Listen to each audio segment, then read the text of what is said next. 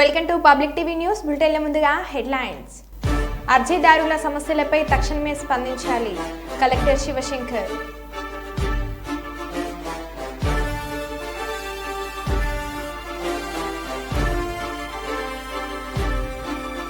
తమ తండ్రి జ్ఞాపకార్థంగా విగ్రహాన్ని ఏర్పాటు చేసి పలువురికి ఆదర్శంగా నిలిచిన కుమారులు.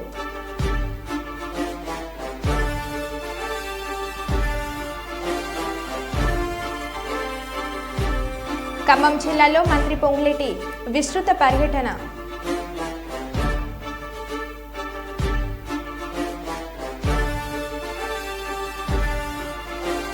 నాగార్జున యాదవ్ను అరెస్ట్ చేసిన కుప్పం పోలీసులు.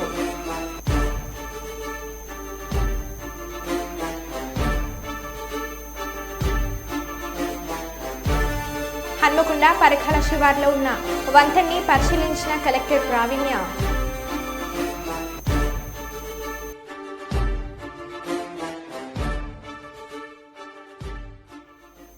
ఇక వివరాల్లోకి వెళ్తే మహబూబాబాద్ జిల్లా చిన్నగూడూరు మండల కేంద్రంలో దాశరథి శత జయంతి వేడుకలు ఘనంగా నిర్వహించారు. ఎమ్మెల్సీ ప్రముఖ కవి దేశపతి శ్రీనివాస్తో కలిసి డోర్నకల్ ఎమ్మెల్యే ప్రభుత్వ whip Ramachandrudu Nayak, Mahabubabad MLA Murali Nayak, MLC Ravinder Rao, cinema రచయిత నిర్మాత డైరెక్టర్ జాతీయ బీసీ చైతన్య సమితి తెలంగాణ రాష్ట్ర అధ్యక్షులు బయ్య వెంకట నరసింహరాజ్, టీయూడబ్ల్యూజే రాష్ట్ర ఉపాధ్యక్షులు గాడిపల్లి మధు, దశరథి జయంతి ఉత్సవ కమిటీ కన్వీనర్ కనుగంటి కమలకర్, కాంగ్రెస్ నాయకులు రావుల రామరెడ్డి, సుధాఖాని నాగేష్, గాడిపల్లి జీవన్, దశరథి కృష్ణమాచార్యులు విగ్రహానికి పూలమాలలు వేసి ఘనంగా నివాళులను అర్పించారు. అనంతరం చిన్నగూడూరు నుండి మహబూబాద్ ఎస్వీఎం ఫంక్షన్ హాల్ వరకు బైక్ ర్యాలీ నిర్వహించారు.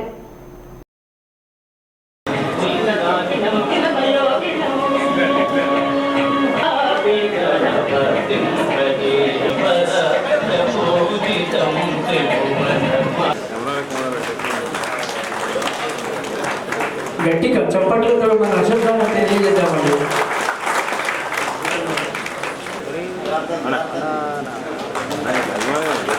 చప్పట్లే వారికి సన్మాన దుప్పట్లు అవుతాయి. మరి స్టార్టింగ్ హైదరాబాద్ జర్నలిస్ట్ యూనియన్ అధ్యక్షులు శంకర్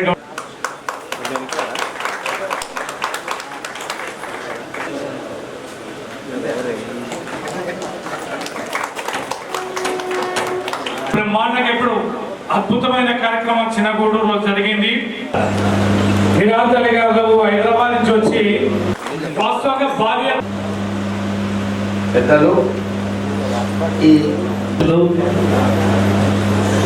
గౌరవనీయులు శాస్త్ర మండలి సభ్యులు రవీంద్రరావు గారు, ఈ బీజాలు నాటబడుతున్నాయి. దాశరథి గుర్తులను మనం నిర్మించుకుందాం. ఇది బలమైనటువంటి పునాదులు వేద్దాం. మంచి సమాజం నిర్మాణంలో దాశరథి గారి లాంటి కార్యక్రమాలు బ్రహ్మాండంగా కొనసాగిస్తామని ఈ సందర్భంగా మనవి చేస్తూ హాజరు రచయిత కవి శ్రీ నందిని సిద్ధారెడ్డి గారు.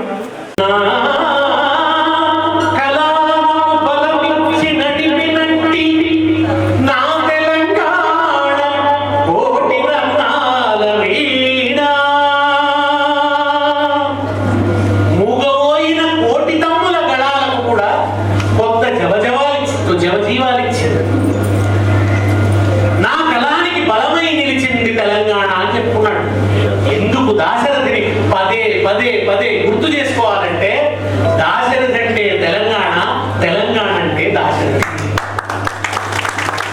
తెలంగాణ అస్తిత్వాన్ని, తెలంగాణను తన ఆత్మలో ప్రతిష్ఠించుకున్నాడు. తెలంగాణ అస్తిత్వాన్ని సాహిత్యంలో విశ్వరూపంతో ప్రతిష్ఠించాడు. తెలంగాణ భూమిని పొందుతాడు. 3 కోట్ల దేవతలందు కోటి మంది వసించడి హఠకావని భూమి అన్నాడు. ఆ రోజు 1 కోటి మంది జనాభా తెలంగాణ. ఏమంటాడు తెలిసిన ఆయన? 3 కోట్ల దేవతలు కదా, అందులో 1 కోటి మంది మా తెలంగాణలో. మా సోదరుడు గుణగంటి కమలాకర్ గారికి, అదేవిధంగా వేదిక ముందున్న పెద్దలకు, ముందు కూర్చున్న మరి దాశరథి కృష్ణమాచార్యుల అభిమానులకు, మరి కుటుంబ సభ్యులందరికీ పేరు పేరు నమస్కారం తెలియజేస్తున్నాను. ముఖ్యంగా నేను చెప్పాలనుకునేవన్నీ డైరెక్ట్గా చెప్పేసి నా మనసులో ఉన్నాయన్నీ వారి నోట బయట వచ్చేసి, కాకపోతే తెలంగాణ యువత ఆ రోజు నేను బాల్యంలో ఉన్నప్పుడు విన్న విషయాలు కావచ్చు, కొన్ని చూసిన కొన్ని విషయాలు కావచ్చు, ఆ రోజులు భూములన్నీ కొంతమంది చేతిలో ఉండడం, అదేవిధంగా పండించే పంటలు కూడా కొంతమందికి చేరడం అనేది వారిలో నాకు తెలిసి ఒక విప్లవం. ఈరోజు అంటే దాశరథి కృష్ణమాచార్యులు గారు కేవలం కవి మాత్రమే కనబడట్లేదు, వారిలో ఒక విప్లవకారుడు, ఒక పండితుడు, మేధావి, సత్యాన్వేషి, నిత్యాన్వేషి, అన్వేషించేవాడుగా వారు మేము అనుకుంటున్నాం. ఎందుకంటే వారి పుస్తకాల పేర్లు కూడా రుద్ర వీణ, రుద్ర అంటే రక్తం, రక్తంతో తడిసిన వీణ. ఇక అది ఎలాంటి పాటలు పాడుతుందో మీకు తెలుసు. అదేవిధంగా అగ్నిధార, మరి అగ్నిధార అలాంటి టైటిల్స్, ఆ టైటిల్లోనే వారి ఆలోచన విధానాలు మనకు తెలిసే విధంగా తెలుస్తూ ఉంది. ముఖ్యంగా మాకు దేవులపల్లి ప్రభాకర్ గారిని ఒక తెలుగు పండితులు ఉండేవారు ఇంటర్మీడియట్లో. వారు అష్టావధాని, శతావధాని. వారు ఒకరోజు అష్టావధానం మా కాలేజీలో పెడుతుంటే నేను కూడా ఏదో తెలుసుకోవాలని ఆ తెలుగు నేను సైన్స్ స్టూడెంట్, నేను డాక్టర్ కావాలి లక్ష్యంతో పోయినని. ఆంధ్ర రాష్ట్ర ప్రజలు చీకొడితే ఢిల్లీ డ్రామా మొదలుపెట్టిన జగన్ టీడీపీ అధ్యక్షులు తిక్కారెడ్డి ఇటీవల జరిగిన సార్వత్రిక ఎన్నికల్లో జగన్మోహన్ రెడ్డి పార్టీ వైఎస్ఆర్సీపీని ఘోరంగా ఓడించి కనీసం అసెంబ్లీ ప్రతిపక్ష స్థానం కూడా లేకుండా చేసిన కొత్తగా ఢిల్లీ డ్రామా మొదలుపెట్టారని తెలుగుదేశం పార్టీ కర్నూలు పార్లమెంట్ అధ్యక్షులు పాలకుర్తి తిక్కారెడ్డి ఆరోపించారు. అందరికి నమస్కారం.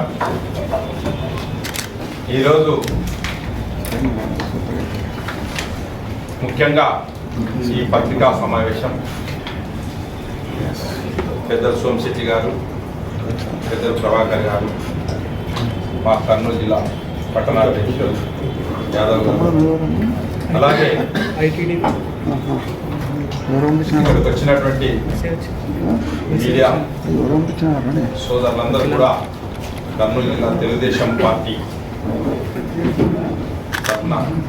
నమస్కారం. సోదరులారా, ఈరోజు చూస్తున్నాం, ఈరోజు అసెంబ్లీ స్టార్ట్ అయింది. అసెంబ్లీ స్టార్ట్ అవ్వగానే జగన్మోహన్ రెడ్డి గారు ప్రజలు ఇంత దారుణమైన తీర్పు ఇచ్చినా ఆయన డ్రామా స్టార్ట్ చేశాడు. అదేదో పూర్తిగా రాష్ట్రంలో తెలుగుదేశం పార్టీ అది చేస్తుంది, ఇది చేస్తుంది అని చెప్పి పట్టుమని ఇంకా 40 రోజులు కాలేదు. పోయిన నెల 12వ తారీఖున మేము ప్రమాణ స్వీకారం చేశాం. అంటే ఈ రోజుకి దాదాపుగా 40 రోజులు అవుతుంది ఇంచుమించు. ఈ రాష్ట్రంలో వైఎస్ఆర్ వాళ్ళకు సంబంధించినటువంటి వాళ్ళ ఆస్తులలో ధ్వంసం చేసినాం, చంపినాం, మానభంగాలు చేసినారని చెప్పి రేపు ఢిల్లీలో ధర్నా చేస్తా అంటున్నాడు. మేము కర్నూలు జిల్లా ప్రజలకు, ఆంధ్రప్రదేశ్ ప్రజలకు ఈ పత్రికా సమావేశం ద్వారా తెలియజేసేది ఏమంటే, కడుపు మంట, కడుపు గాలి జగన్మోహన్ రెడ్డి గారు ఆ అధికారం పోయింది కదా, ఉండలేకపోతా ఉన్నాడు, భరించలేకపోతా ఉన్నాడు.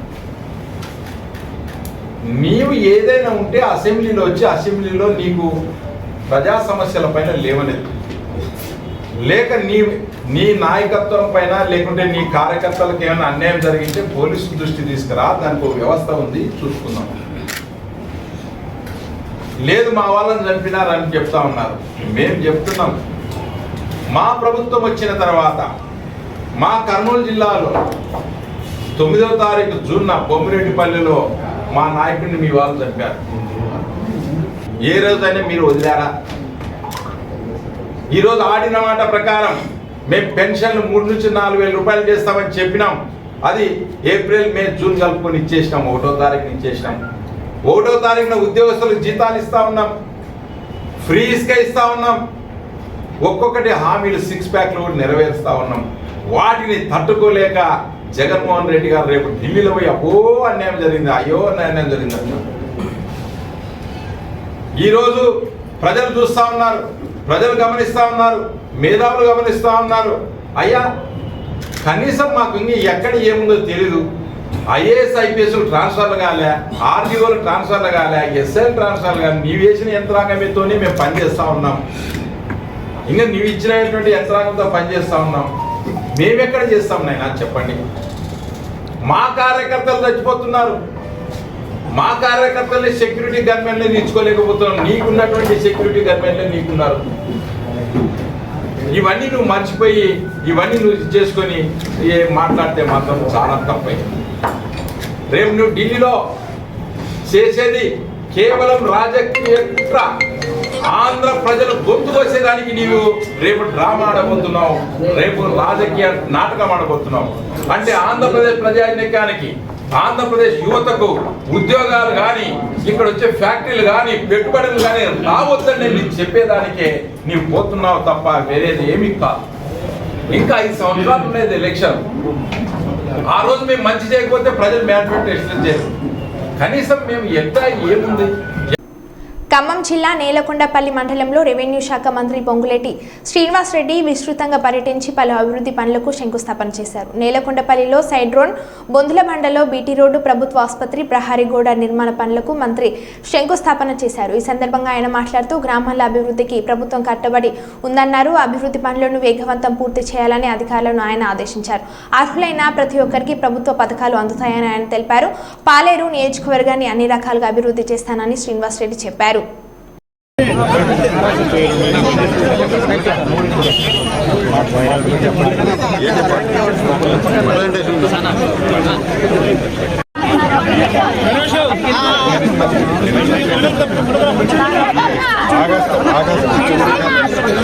మాటిలో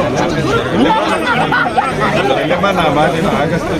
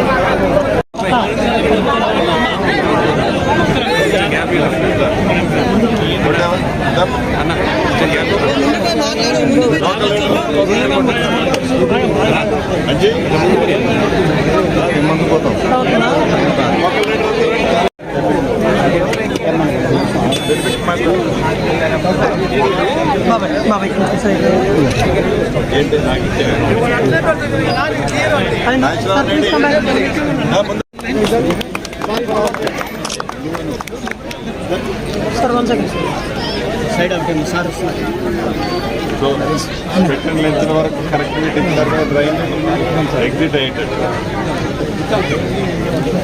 ఎక్కడ కానీ గ్యాప్ ఉంటే జెండల్ చిన్న పీస్ వదిలేస్తే దాంతో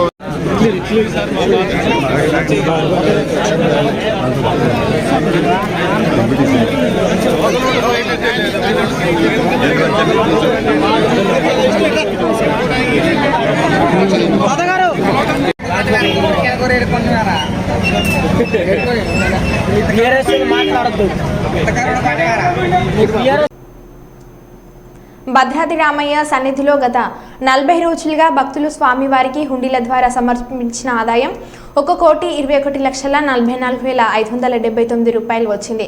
సోమవారం ఉదయం నుంచి సాయంత్రం వరకు సుమారు 300 మంది భక్తులు, స్వచ్ఛంద సేవ సంస్థ సభ్యులు, ఆలయ అర్చకులు, సిబ్బంది ఆలయ హుండీ లెక్కింపులో పాల్గొన్నారు. ఆలయ కార్యనిర్వహణాధికారి ఎల్ రమాదేవి ఆధ్వర్యంలో సీసీ కెమెరాల పర్యవేక్షణలో పోలీస్ బందోబస్తు నడుమ ఆలయ లెక్కింపు జరిగింది.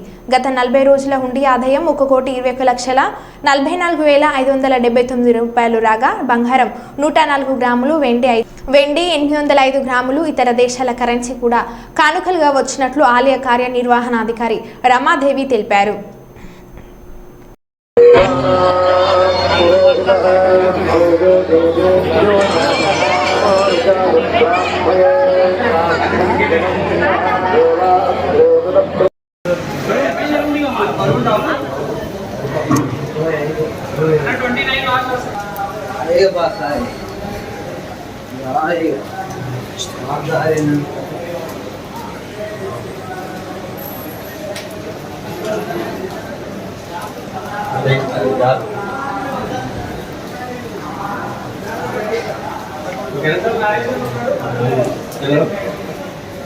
ఓకే పదన్నా 10 11 12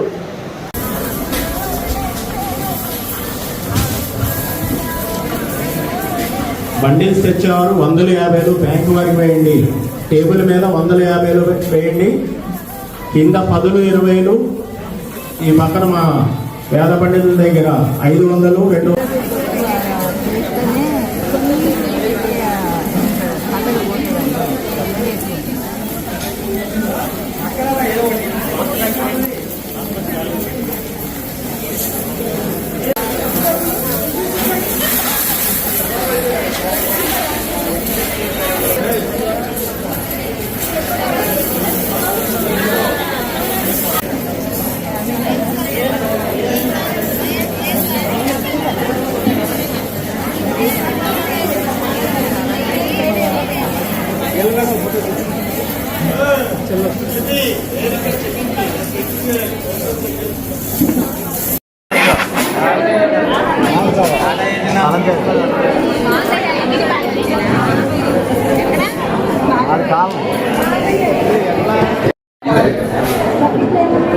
డబ్బులను బకెట్ క్యాష్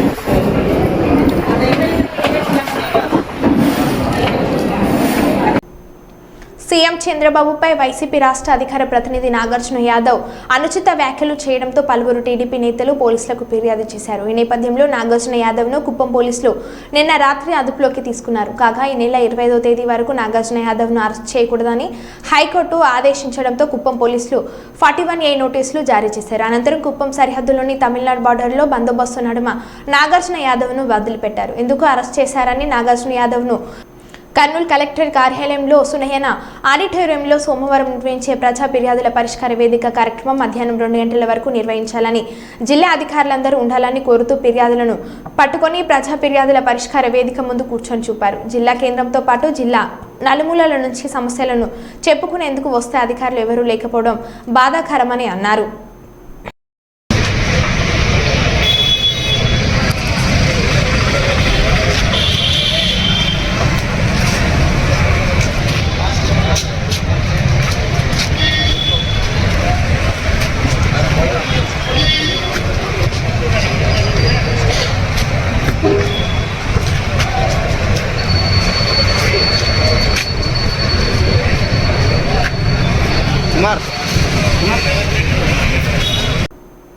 కర్నూలు కలెక్టర్ కార్యాలయంలో సునయన ఆడిటోరియంలో సోమవారం నిర్వహించే ప్రజా ఫిర్యాదుల పరిష్కార వేదిక కార్యక్రమం మధ్యాహ్నం 2 గంటల వరకు నిర్వహించాలని జిల్లా అధికారులందరూ ఉండాలని కోరుతూ ఫిర్యాదులను పట్టుకొని ప్రజా ఫిర్యాదుల పరిష్కార వేదిక ముందు కూర్చొని చూపారు. జిల్లా కేంద్రంతో పాటు జిల్లా నలుమూలల నుంచి సమస్యలను చెప్పుకునేందుకు వస్తే అధికారులు ఎవరూ లేకపోవడం బాధాకరమని అన్నారు. పట్టుకోండి, అట్లా పట్టుకోండి.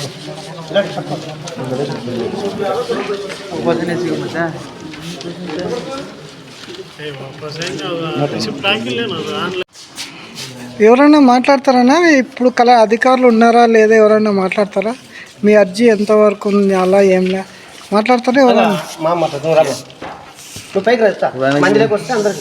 నువ్వు బాగా మాట్లాడినా ఇంకొకరు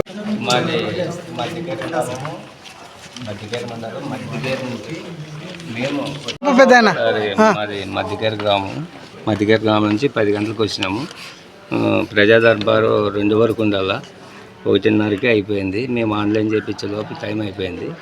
మళ్ళీ ఈ సమస్యకు పరిష్కారం ఏంటి? 2 పైన ఉండాలా, కానీ 1:30కే బంద్ చేసినారు. ఆ సమస్య ఏంటి? పెద్ద ఏమనుకోకుండా అయితే వాళ్ళందరూ ఇంట్లో కూర్చోండి, పెద్ద నువ్వు అక్కడే రా, నీ అర్జీ పట్టుకుని.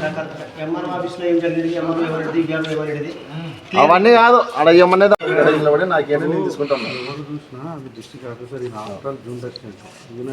ఆయన ఉన్నందుకే సరే. ఎన్ని గంటల వరకు సార్ మామూలుగా? 1 గంట వరకే, 2 గంటల వరకే.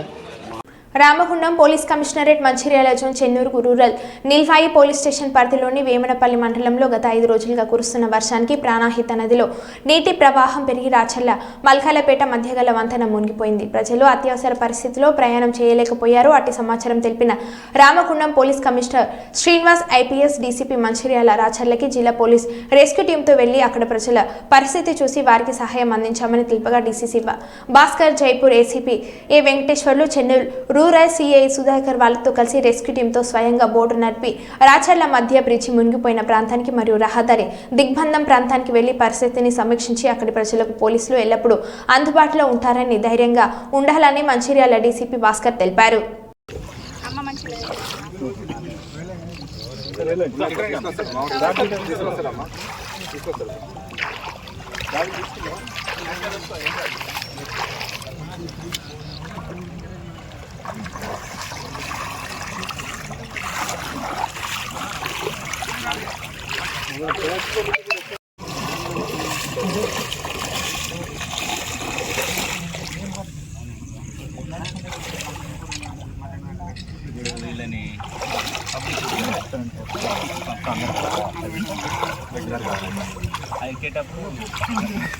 ఓకే సార్, వచ్చేసాయి.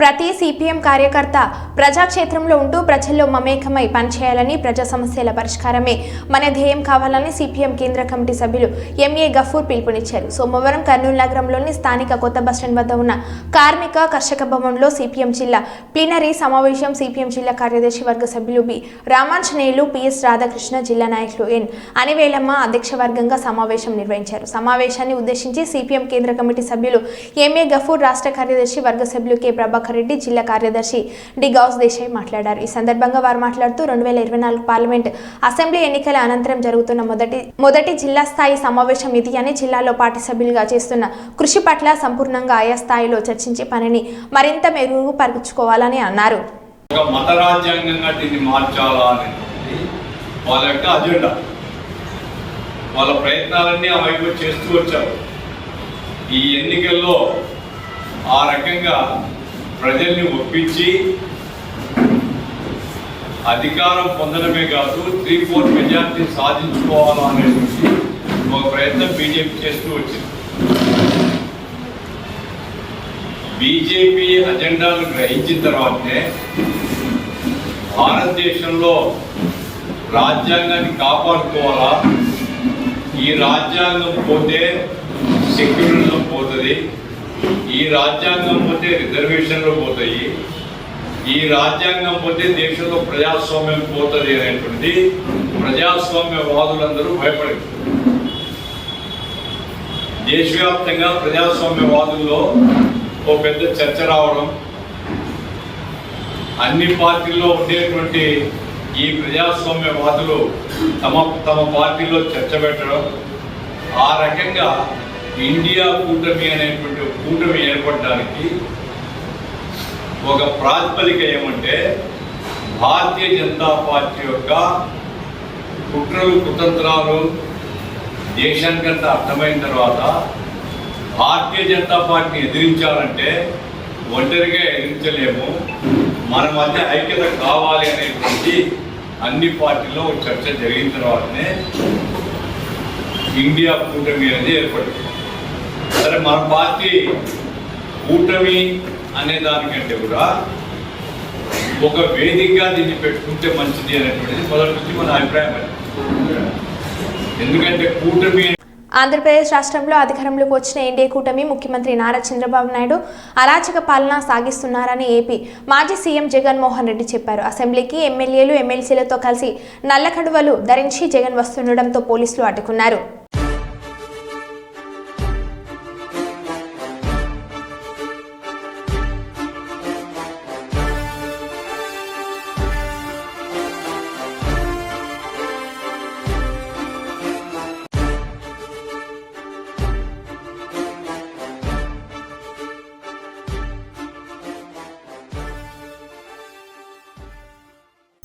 మరో బులెటిన్లో మళ్ళీ కలుద్దాం. Stay tune.